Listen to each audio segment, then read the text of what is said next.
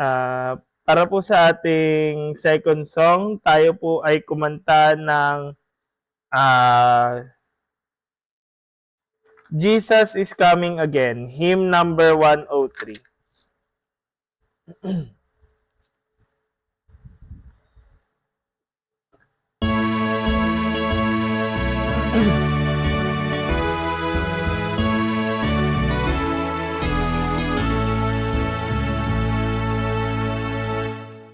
Lift up the trumpet and loud let it ring. Jesus is coming again. Cheer up, ye pilgrims, be joyful and sing. Jesus is coming again. Coming again, coming again. Jesus is coming again. Never you hilltops proclaim it the plains. Jesus is coming again. Coming in glory, the Lamb that was slain. Jesus is coming again. Coming again, coming again. Jesus is coming again. Ravings of an elder vast winding from. Jesus is coming again. Tempests and whirlwinds the earth prolong. Jesus is coming again. Coming again, coming again.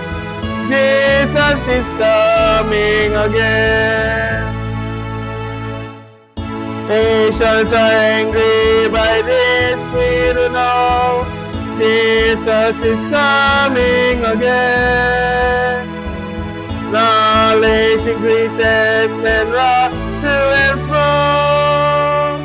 Jesus is coming again. Coming again, coming again. Jesus is coming again. Para po sa ating opening song, kantahin po natin ang ating theme song. Tayo po ay tumayo.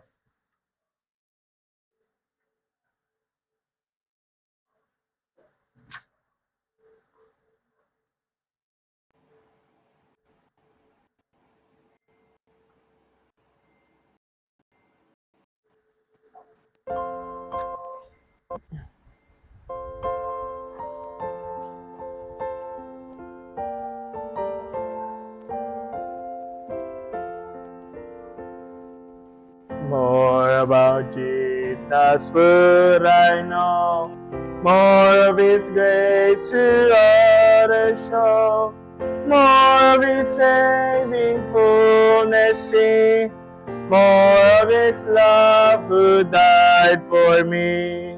More about Jesus, more about Jesus. More of His saving fullness see, more of His love who died for me.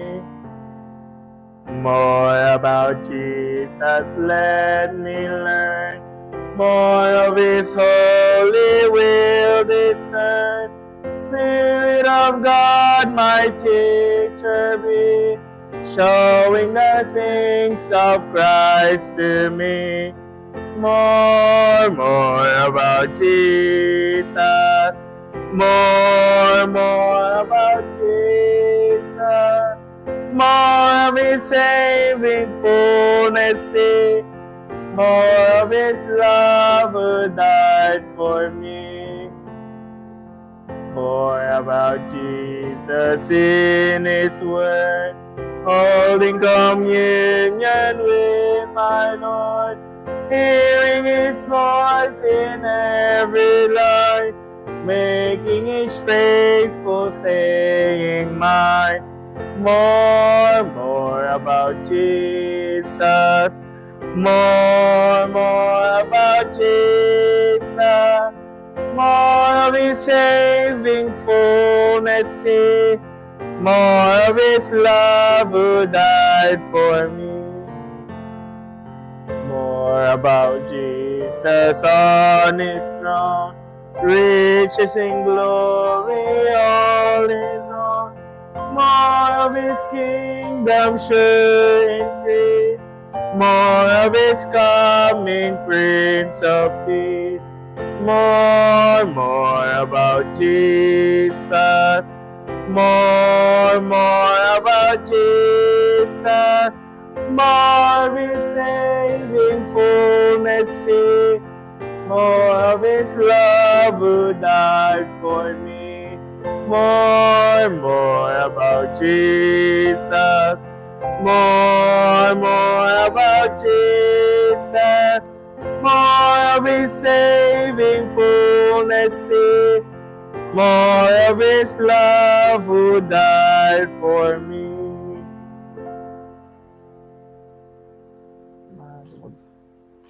Manalangin tayo mga kapatid. Ama naming Diyos, banal at makapangyarihan sa lahat. Mga kapatid, inulit namin ang papuri. Salamat sa inyong dakilang pangalan. Ikaw ang aming Diyos na lagi nariyan, nagmamahal sa bawat isa sa amin. Ama, narito kami mga magkapatid. Kami po ay sa gawa ng midweek prayer. Nawa, Panginoon, niling namin ang taknubay, pangunguna ng banal na Espiritu ang siyang mangyari ng inyong banal na kalooban. Tulungan ang mga participant, lalo pa ang magdadala ngayon ng mensahe ngayong gabing ito. Nawa, buksan ang aming mga puso't isipan, ito Panginoon, ay maitanim ng malalim upang sa gayon Panginoon. Mga salitang ito ay aming panghawakan at alalahanin lagi na ikaw aming Diyos na buhay na nariyan upang hindi kami iwan o pabayaan. Ingatan din nawa ang aming mga kapatid sa daan sila o sa tahanan. Nawa, Panginoon, makasama namin sila sa pagsamba sa inyo ngayong gabi. Ang lahat ng ito, Panginoon, ay hiling namin. At itinalaga sa inyong lahat ang aming gagawin sa gabing ito. Patawad, Ama, sa aming mga pagkukulang pagkakasala, ang lahat ng ito ay nasalamatan namin. Paghilik dalangin sa pangalan ng aming Panginoon Jesus. Amen.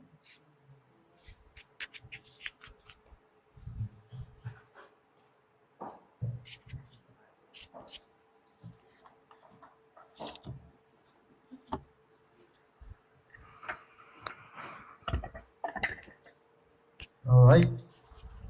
Happy midweek mga kapatid.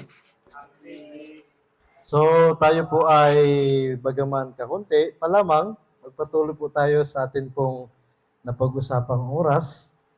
Base po sa atin pong napag-usapan ay alas 7 na po ang ating start ng ating midweek at vesper. Bagaman wala pang iba, kung ano man ang oras na napag-usapan, ayun po ang atin pong susundin. So, maraming salamat po sa pangunguna sa pag-awitan ni Brother Kurt. Pinunahan tayo ni Brother Kurt at sa opening prayer po na pinagkaloob po sa atin ni Sister Yolanda, ni Elder Yoli. At ang welcome remarks mga kapatid, ang inyong lingkod. And after ko po, magkakaroon po tayo ng prayer band muli. So, ang inyong lingkod muli ang magpo-facilitate. At after ng prayer band, tayo po ay pagkakaluba ng special number o musical offering ng inyong lingkod ulit. So, and after that, atin pong pakinggan ang mensahe na ipagkakalob sa atin ni Brother Kurt. And after that, magkakaroon tayo po ng reflection.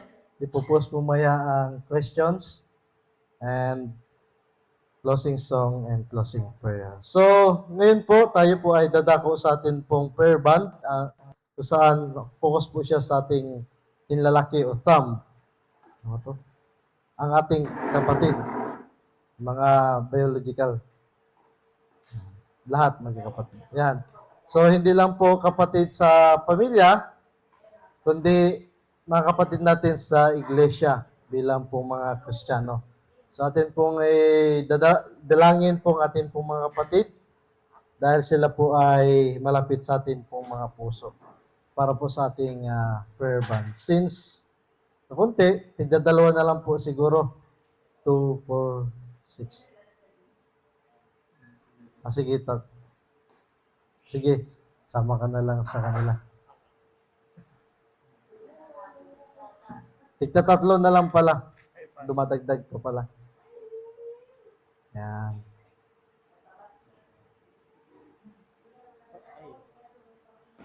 So tayo po ay meron pong 10 minutes para po sa atin pong prayer band. Muli po, akin pong inuulit. Kahit po diyan sa mga nakasubaybay sa aming Facebook page, sa aming live, ay pwede rin po kayong makiisa sa atin pong prayer band. At muli tayo po atin pong i-focus ang ating pong prayer ngayong gabi. Ang thumb, which is ito po yung mga kapatid natin sa iglesia at kapatid natin sa ating pong pamilya. So, God bless mga kapatid. Meron po tayong 10 minutes para po sa ating pong prayer band.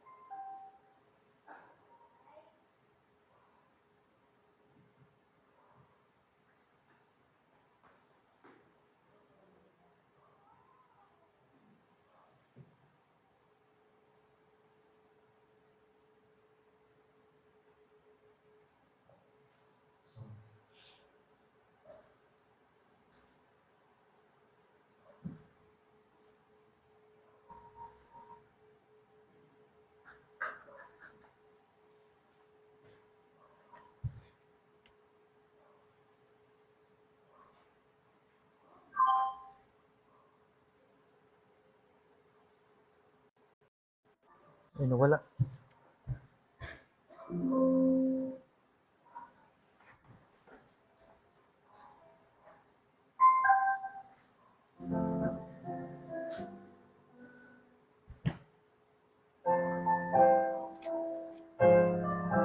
Sound. Sorry. In the dark of the midnight, have I owned hid my face in the storm house above me, and there's no hiding place. May the crash of the thunder, precious Lord, hear my cry. Keep me safe till the storm passes by. Till the storm passes over, till the thunder clouds no more, till the clouds roar forever from the sky. Hold me fast, let me stand in the hollow of thy hand. Keep me safe till the storm passes by. Many times Satan whispers, there is no need to try, for there's no end of sorrows, there's no end by. But I know thou art with me, and tomorrow I rise, where the storms never darken the skies. Till the storm passes over, till the thunder sounds no more, till the clouds roar forever from the sky. Hold me fast, let me stand in the hollow of thy hand. Keep me safe till the storm passes by. When the long night ascended and the storms come tomorrow, let me stand in thy presence on the bright, peaceful shore, in the land where the tempest never comes. Lord, may I dwell with thee till the storm passes by. Till the storm passes over, till the thunder sounds no more, till the clouds roar forever from the sky. Hold me fast, let me stand in the hollow of thy hand. Keep me safe till the storm passes by. Keep me safe till the storm passes by.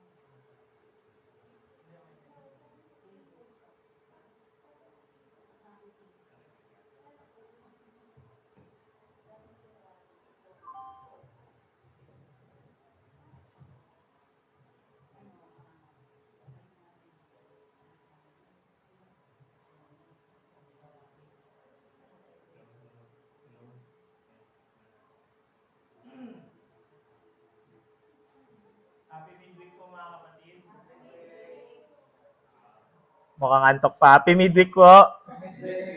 Natok na. Hapon, ano pa lang, kakastart pa lang ng gabi. Happy birthday. So, ano po tayo ngayon? Pang ilan na po tayo ngayong 10 po ba? 10 po ba ngayon o 10 po na yung nalagpasan? Pang 11 na po tayo. Pang 11 na po tayo mga kapatid. At ang ano ko po, ang aking i-share po sa inyo mga kapatid ay chapter 11, Things New and Old. Based po to sa Matthew 13, 51, 52. Ngayong oras na ito po ay nais ko pong anyayahan na buksan po natin yung, hindi lamang po yung mga Bibles po natin, kundi pati ang ating mga puso at isipan. Kasi tayo po ay maglalakbay sa isang maikling talinhaga ni Jesus sa simple na sa paningin, ngunit napakalalim po ng kahulugan. Pagkatapos po na magturo ni Kristo sa ng maraming talinghaga tungkol sa kaharian ng langit, napatanong siya sa sa kanyang mga alagad, sa kanyang mga disciples. Tinanong niya, naunawaan niyo ba lahat ng lahat ba ng mga bagay na to, lahat daw ng mga pinagsasabi ni Jesus? Sabi ng mga disciples sa kanya, oo. Tapos sabi niya, kaya nga ang bawat iskribang tinuruan tungkol sa kaharian ng langit ay katulad ng isang may-ari ng bahay na naglalabas mula sa kanyang kayamanan ng mga bagay na bago at luma. Matthew 13:51 to 52 po iyon. Ang tanong na iyon ay tila para lamang sa mga alagad, pero sa totoo po, pati rin po sa atin. Yan rin po ang tanong ng ating Panginoong Jesus. Naunawaan po ba natin yung mga katotohanang matagal na nating naririnig? Lagi po, naiintindihan po ba talaga natin? Ano po yung laging lesson po sa atin sa church, sa mga short stories po na napakikinggan natin, hindi lang po sa Divine, kundi Sabbath School, Midweek po, tapos pati Vesper. Napahalagaan po ba natin yung mga aral na tila luma na? At handa po ba tayong tumanggap ng bagong liwanag mula sa parehong salita ng Diyos? Sa panahon po na ito ay maraming naghahanap po ng bago at kakaiba. Tulad po natin, kapag may nakita po tayong bagong iPhone, ngayon, ay gusto kong bilhin yan. Bagong kotse, ay ang ganda niyan. Bagong motor. Tayo po ay may tendency na maghanap ng bago kahit meron na po tayo sa sarili po nating mga gamit po. Pinapaalala po sa atin ni Jesus na ang tunay po na kayamanan ay matatagpuan sa kanyang salita. Mga bagay na luma, ngunit laging bago. Ang mensahe po natin ngayon ay tungkol sa pagiging isang faithful householder. Isang taong hindi lamang tumatanggap ng katotohanan, kundi marunong ding maglabas at magbahagi nito. Naway ihanda natin ang ating sarili habang tinatalakay natin ang paksang things new and old. Mga bagay na bago at luma sa kaharian ng Diyos. Bago po tayo magsimula, tayo po ay magkaroon ng short prayer. Panginoon, gabayan niyo po kami sa aming pag-aaralan ngayong gabi. Things new and old, Panginoon. Kami po ay bigyan niyo po ng portion ng inyong Holy Spirit. Papasukin niyo po sila sa bawat isa sa amin upang kami ay matuto. Hindi lamang matuto, Panginoon, kundi maisabuhay namin ang lesson na aming mapakikinggan ngayong gabi. At gayon din po, ingatan niyo po ang aming mga kapatiran na papunta pa lamang sa Iglesia. Panginoon, gabayan niyo po sila. At gabayan niyo rin po ang bawat isa sa amin ngayon. Ito ang aming samod dalangin sa pangalan ni Jesus. Amen. So, mag-start po tayo sa number 1.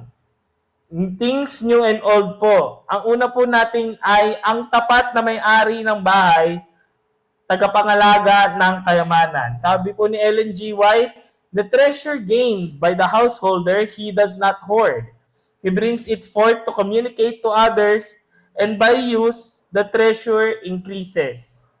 Yung katotohanan po daw kasi ni God ay hindi tinatago. Kaya nga po tayo ginagamit ay para po maging steward ng kanyang message. Tayo po ay maging example niya. Tayo po ay magamit para po ang buong mundo ay makarinig ng kanyang magandang balita. Hindi po to parang alahas na itinatago sa vault. Ito po ay parang ilaw na kailangang ipakita. Ano po natin yan kapag ano. Ito po ngayon, kung wala pong ilaw, wala po tayong makikita po ngayon sa ating sermon. May kakaibang prinsipyo po ang kaharian ng Diyos. Habang binibigay mo, mas lalo kang pinupuno. Yun nga po ang ang lagi po naririnig natin, 'di ba? Lalo na sa yung siguro nung mga kabataan natin kapag nanghihingi ay, uy, bigyan mo naman ako. Sabi nga nila, the more you give, the more you receive. So, bigyan mo ako. Yun po yung lagi nating narinig. Pero, totoo naman po yun. Kung ilulugar po natin siya sa Alex, na ano po siya, applicable po siya sa, ako na lang. Hello. Ano ba tatan? Hindi kaya Alex, kunin ko na lang yun. Wait lang po.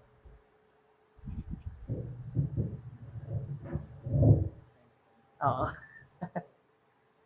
Ayun nga po, applicable din po siya talaga sa salita ng ating Diyos. The more binibigyan natin ang ating mga kapatiran, ng hindi lang po sa physical, pati sa banal, tayo po ay more and more po tayong, sa akin ba yun? Sa akin na tayo na. Hello. Okay na, hello. Ayun. More and more po tayong nabibless sa ating sa ating pag-share. Mas lalo po kasi itong umuugat sa ating puso kasi kung iisipin po natin, kapag tayo po ay nagte-testify or tayo po ay gumagawa po ng salita ng Diyos, katulad po ng outreach, katulad po na house visit, inisip po natin na sila lang yung nabe-bless doon sa pag-house visit natin kasi sila yung sinesharean natin ng blessing. Pero hindi po natin napapansin na sa bawat isa po sa atin ay tayo rin pa yung nabe-bless kasi napapansin natin na grabe, ang sarap sa feeling na nasi-share natin yung mas na-enjoy ko pa yung pagiging 7-day Adventist. Gusto ko pang mas mapalaganap pa yung message ng Panginoon kasi yung feeling ko na nasi-share ko yung ng Panginoon ay mas nag-i-increase yung aking faith sa ating Panginoon. Tama po ba mga kapatid? Ganun po ba yung nafe-feel natin? Amen po ba? Amen. Yun po nga yung parang topic ko po ngayon. Tayo po ay stewards po ng salita ng Diyos. Parang ganun nga po dun sa Matthew na tayo po ay inatasan ng Diyos na mag-alaga or maging household. Ano po ba yung household sa bawat isa sa atin? Siyempre, yun yung salita ng Diyos. Kailangan hindi lang sa salita ng Diyos, pati sa gawa. So, pagpatuloy po natin ang ating mensahe. Kapag nagtuturo po tayo, hindi lang tayo tagapaliwanag. Tayo rin po ay tinuturuan ng Diyos kapag nagbibigay tayo ng pag-asa. Ang Diyos ang unang nagpapalakas sa ating sariling pananampalataya. Gaya nga po na sabi ko kanina mga kapatid, the more we share the gospel, the more our faith becomes stronger each and every day. May halimbawa po tayo, kapag ang isang kabataan ay naglakas loob, na ibahagi kung paano siya iniahon ng Diyos mula sa depression, anxiety, or matinding peer pressure, Hindi lang siya nagkakwento eh. Sa bawat salitang lumalabas sa kanyang bibig, muli niyang pinapaalala sa sarili niya ang katapatan ng Diyos. Ang dating sugat na masakit, aalahanin ay nagiging patotoo na biyaya. Ang dating kahinaan ay nagiging patunay ng lakas ni Kristo. At habang nagsasalita siya, mas lumalalim ang kanyang pagkilala sa Diyos na hindi siya iniwan sa pinakamadilim na bahagi ng kanyang buhay. So, ayun nga po mga kapatid, gaya nga po sa atin, pag sinishare natin yung testimony natin, inisip natin na, nawawala na sa akin yung Diyos. Pero, kapag nagsishare po tayo ng testimony natin, yun yung reminder din sa sarili natin na natatandaan ba natin yung panahon na naandyan yung Diyos sa atin. Reminder yun na every day God is working on us. And dun sa pag-share na yun, parang pinasok na ulit sa isip natin na bakit tayo nag-aalala bakit tayo nag-aalala sa makamundong bagay. Ang Panginoon naman ang nagbibigay sa atin ng ano ang kailangan natin sa mundong ito. Ganun rin po sa mga magulang po. Kapag tinuturuan ninyo ang inyong mga anak tungkol sa Biblia, kahit simpleng kwento ni David at Goliath or ng mabuting Samaritano, hindi lang bata ang natututo. Habang ipinapalawanag ninyo ang pananampalataya, napapaisip din kayo, ako ba, may tiwala pa rin ba ako tulad ni David? Habang tinuturuan ninyo sila na mag-pray or manalangin, natatanong din ninyo sa sarili niyo na gaano kalalim ba ang sarili kong pananalangin. Sa proseso ng pagtuturo, inuhubog din kayo ng Diyos. Sa proseso ng pagbabahagi, pinapalalim niya ang inyong ugat. Sabi po sa Kawikaan 11:25, ang kaluluwa na mapagbigay ay tataba at ang dumidilig ay didiligan din. Kapag tayo ay nagbahagi ng espiritual na katotohanan, tayo rin ay pinupuno. Ang pagbibigay ng katotohanan ay hindi nagbabawas, ito ay nagpaparami. Sabi nga po, may mga Bible verse po ako dito. Nakasulat din po sa 1 Peter 4:10. Each of you should use whatever gift you have received to serve others as faithful stewards of God's grace in its various forms. So, hindi lamang po dito sa mga verses po sa ating lesson na nagre-remind sa atin na i-share natin or maging taga-pangalaga tayo ng salita ng Diyos, ay nire-remind din po sa atin na gamitin po natin yon upang maglingkod sa ibang mga tao kasi tayo po ay faithful stewards ng ating Panginoon. So, dako po tayo sa number 2, ang kayamanan, luma at bago. Sabi po ulit ni Ellen G. White, the Word of God includes the scriptures of the Old Testament as well as of the New. One is not complete without the other. Ellen G. White. Ang lumang tipan at bagong tipan ay hindi magkalaban. Isa silang buo. Ang lumang tipan ay ugat, ang bagong tipan ay bulaklak at bunganga. Maraming kabataan ngayon na nagsasabing New Testament lang ako. Pero sabi nga po ng ating Panginoon sa 1:539, sinasaliksik ninyo ang mga kasulatan sapagkat inaakala ninyong sa mga iyon ay mayroon kayong buhay na walang hanggan. At ang mga iyon ay siyang nagpapatotoo tungkol sa akin. So, meron nga, totoo nga naman po yun. May iba po kasi na sinasabi na since may sinabi na yung New Testament, yun na yung sinusundan nila. Pero hindi po talaga dapat silang magkaaway kasi ano po talaga sila hindi po sila buo kung hindi po sila magkasama. So, yun po nga sabi nga po na yung lumang tipan po kasi yung puno ng larawan ni Kristo. Sa mga hain, sa mga propesiya, tsaka sa mga kwento po nila Abraham, nila Moises, tsaka nila David po. At sa bagong tipan naman, nakikita natin na ang katuparan nito kay Jesus. So, napapansin nyo nga po, wala pa po si God, dinedeclare na agad sa Old Testament yung pagkadating niya. So, kung wala po yung Old Testament, wala po ang Panginoon sa New Testament. So, yun po ang yun po yung kagandahan sa Bible na lahat po ay connected po sa bawat isa at hindi po sila buo kung wala po ang isa sa parte nila. Kung tatanggapin po natin ang bagong tipan, pero tatanggihan natin ang lumang tipan, nawawala po yung lalim ng plano ng kaligtasan. At kung lumang tipan lamang ang tatanggapin natin, tapos tatanggihan natin si Kristo sa New Testament, nawawala po yung katotohanan eh. Kasi yun nga po yung promise po ni God ay na-prophesize na doon pa lang po sa Old Testament at kinumpleto niya po yun sa New Testament. Ang bago po ang nagpapalawak na luma at ang luma po ay pundasyon na bago. So, doon po tayo sa lesson po ng ating number 2. Yun nga po yung lagi pong reminder sa atin na hindi po sila contradictory, kundi sila po ay in harmony po sa bawat isa. Kasi sa sa Old Testament pa lang po, 'di ba? At sinasabi na po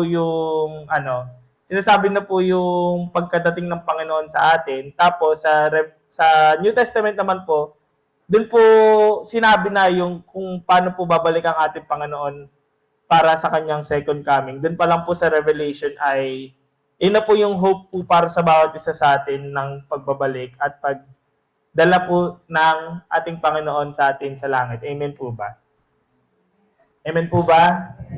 Naantok na po kayo. So, number 3 na po tayo. Ang katotohanan ay laging bago. Ellen G. White, the truths of redemption are capable of constant development and expansion. Though old, they are ever new. Ano po ba ibig sabihin nito? Ilang beses nyo na po bang nabasa yung John 3:16? Pa-recite nga po ng John 3:16. Ready? Go! For God so loved the world, only the Son, that who believes in Him should not perish but have everlasting life. Di ba? Memorize na po natin. So, ibig sabihin po, maraming beses na. Pero sa bawat yugto po ng buhay, di ba po, siya? Napaka-significant po niya sa bawat isa po sa atin sa stage ng ating buhay ngayon. Kapag nung bata po tayo, hindi lang po natin yung for God so loved the world. Pero pagka dating po pag may pinagdadaanan po tayo pagsubok, naiintindihan po natin yung pagsasakripisyo yung pagsacrifice po ni God sa kanyang anak. Pero kapag magulang naman tayo, naiintindihan natin yung lalim po yung bilang lalim ng pag-ibig ng ating Ama. Ang salita po ng Diyos ay parang bungal, habang tumitingin ka, mas lalong itong lumalalim. Kaya lagi po, sinasabi po sa atin, lalo na po ng bata, diba meron po tayong kanta sa bata na lead your Bible, pray every day, and you grow. So, every time po na hanggang ngayon po ay tayo po ay continuously magbasa ng Bible po kasi ang ating growth po sa ating spiritual journey ay wala pong ceiling. Forever po yan. Hindi natututunan po tayo lagi. Kaya ang napaka-importante po sa atin na source ay ang Bible po diretso mismo. So, pagpatuloy po natin sa Lucas 24:37, at nagsimula siya kay Moises at sa lahat ng mga propeta at ipinaliwanag sa kanila sa lahat ng kasulatan ang mga bagay tungkol sa kanya. Pinakita ni Jesus na ang lahat ng kasulatan ay tumuturo sa kanya, at habang binubuksan niya ang kanilang isipan, nakita nila ang katotohanan sa bagong liwanag. Ganito rin sa atin, kapag ang Espiritu Santo ang nagtuturo, ang lumang talata ay nagiging sariwa. Patuloy po natin sa chapter 4 po. Chapter 4 ang tinawag na paglabas ng kayamanan. Our life is to be bound up with the life of Christ, drawing from a fountain ever fresh. Hindi po tayo tinawag para maging imbakan ng kaalaman. Tayo ay tinawag para maging tagapangasiwa ng kayamanan. Ang may-ari ng bahay sa talinghaga ay hindi nag-iimbak lamang. Siya ay naglalabas, maingat, may layunin at may pananagutan. Ang tunay na kasunod ni Kristo ay patuloy na kumukuha sa Kanya at patuloy din nagbibigay sa iba. Sabi sa pahayag 1:3, mapalad ang mabasa at ang mga nakikinig sa mga salita ng bulang ito at tumutupad sa mga bagay na nakasulat dito. Hindi sapat ang pagbabasa lamang, may pagpapala sa pakikinig at may pagpala sa pagtupad. Ang katotohanan ay dapat isabuhay at ipahayag. So dito po sa number 4 po ay tayo po rin po ay nire-recommend po na ating lesson po ngayon, which is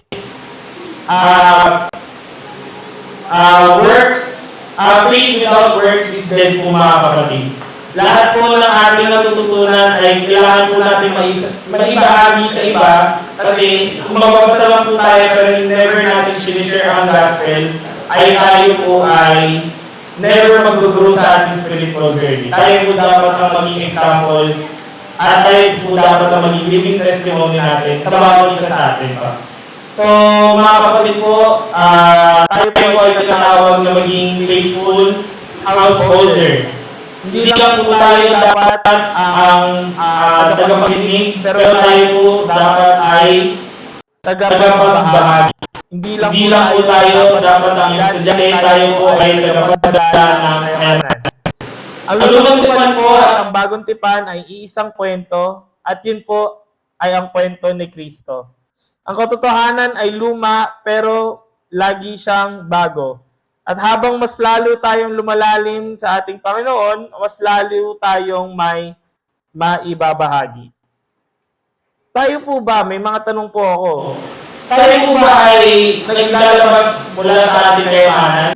Tayo po ba ay nag-share ng ating experiences? Kung tayo magdadala ng ating Panginoon, bakit hindi po natin na minsan, bakit nahihiya po tayo mag-share? Lalo na po sa, hindi lamang po dito sa may pulpito, kundi sa bawat isa sa atin. Minsan po kasi, pag nagtatanong po tayo, uy, share ka naman na natin. Ikaw, wala ka ba mag-share? Minsan nahihiya tayo.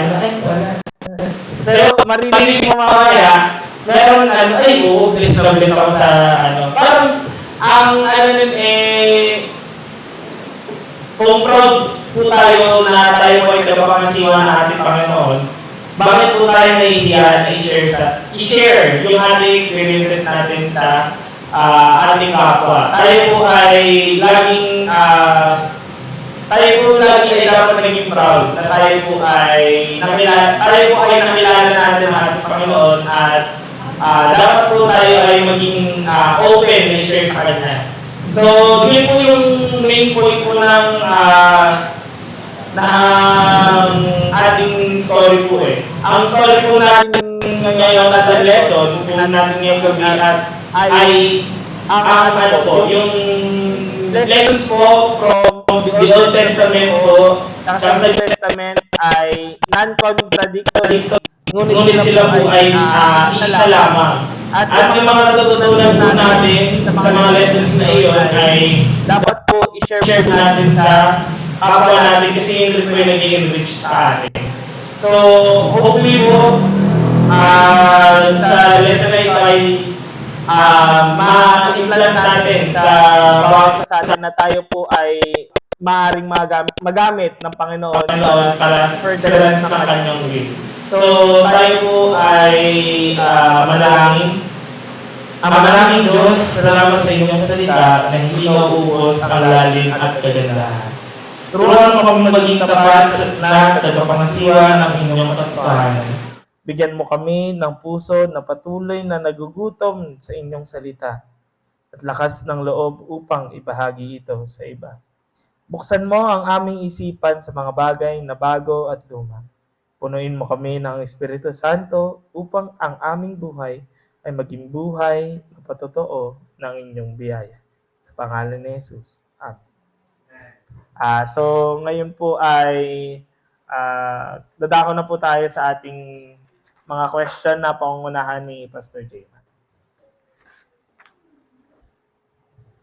Okay. So meron po tayo, ito po ating po mga questions. Tatlo ba? Ba't parang nalilito ko ba sa 15 sinasabi? minutes.